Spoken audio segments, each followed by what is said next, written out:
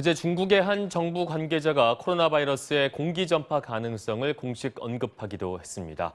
하지만 보건 전문가들은 지역 사회에서 공기 전파의 가능성은 거의 없다고 선을 긋고 있는데요. 그럼에도 병원 안에서나 자가격리 시에는 주의가 필요하다고 보고 있습니다. 김윤미 기자가 취재했습니다.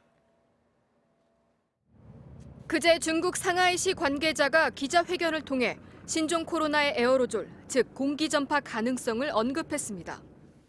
确定的新型冠状病毒感染的这个肺炎啊，传播途径呢主要有3种：直接传播、气溶胶传播和接触传播。 에어로졸, 즉 눈에 보이지 않을 정도로 작은 환자의 침방울이 공기 중에 떠다니다 이걸 다른 사람이 흡입해 감염된다는 겁니다.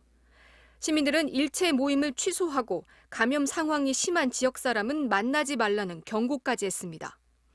공기 전파 가능성을 경고한 중국 정부 관계자의 발표에 우리나라를 비롯한 전 세계가 민감하게 반응했습니다.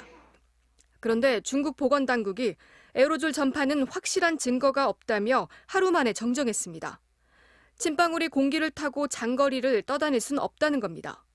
우리 정부도 지역사회에서 공기 전파 가능성은 거의 없다고 선을 그었습니다.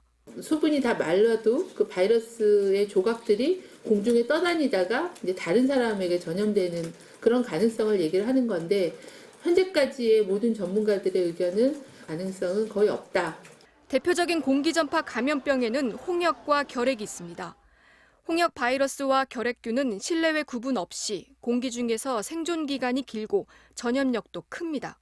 하지만 신종 코로나는 메르스나 사스처럼 체외로 나오면 생존 기간이 수시간에 불과하다는 게 감염학자들의 공통된 의견입니다. 다만 확진 환자들이 호흡기 치료를 받는 병원은 고농도로 오염된 에어로졸이 방출될 가능성이 있습니다. 실제로 2015년 메르스 사태 초기에 환자 격리가 적절히 이루어지지 못해 병원 내에서 공기에 의한 전파가 일어난 적이 있습니다. 기관지 내시경이나 가래에 고인 사람 튜브 넣어서 뽑아주잖아요. 네. 그러면은 우리가 평상시 기침보다 더 세게 기침을 한단 말이에요. 자극이 돼서 에어로졸이 생성이 되죠. 인위적으로. 전문가들은 일상생활에서 공기 전파를 우려할 필요는 없지만 집에서 자가격리를 하는 경우는 마스크를 항상 착용하고 화장실도 따로 사용해 만약에 있을지 모를 공기 전파를 차단하는 게 필요하다고 조언합니다. 또 실내 온도를 20도 이상, 습도를 40% 이상으로 올리면 바이러스의 생존율을 크게 낮출 수 있다고 설명합니다. MBC 뉴스 김윤미입니다.